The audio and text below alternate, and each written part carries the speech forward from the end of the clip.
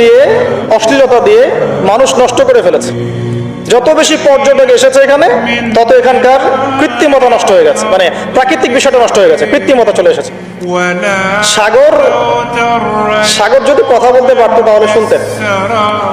সাগর জোয়ার ভাটা হচ্ছেই কখনো দেখবেন সাগরের সামনে গিয়ে দাঁড়িয়ে আছে গাঁজাখোর, গাঁজা খেয়ে গান গাচ্ছে, সাগর শুনছে গান, সাগর তো কিছু বলার নাই।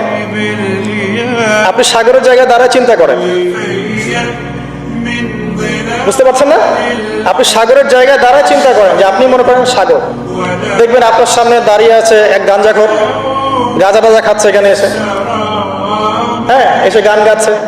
কিছু দেখবেন টিকটক, বুদ্ধি প্রতিবন্ধী টিকটক প্রজন্ম আপনার সামনে আসছে, এসে দেখবেন টিকটক করছে, জোরে মিউজিক ছেড়ে দিয়েছে, কি করছে না করছে ঠিক নাই। আবার দেখবেন ছেলে মেয়ে একসাথে রাত্রেবেলা ওখানে গোল হয়ে বসে আছে, বসে গান গাচ্ছে।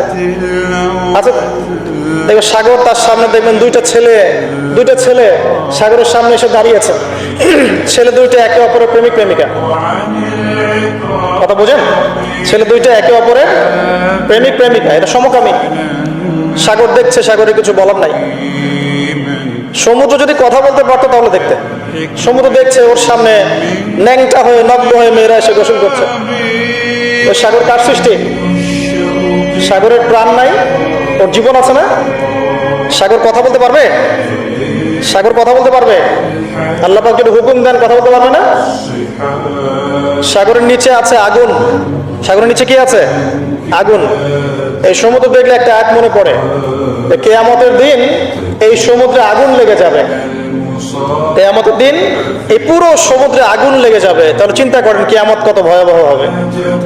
সাগর কিন্তু আল্লাহর সৃষ্টি, আল্লাহ পাকের প্রতিটা সৃষ্টি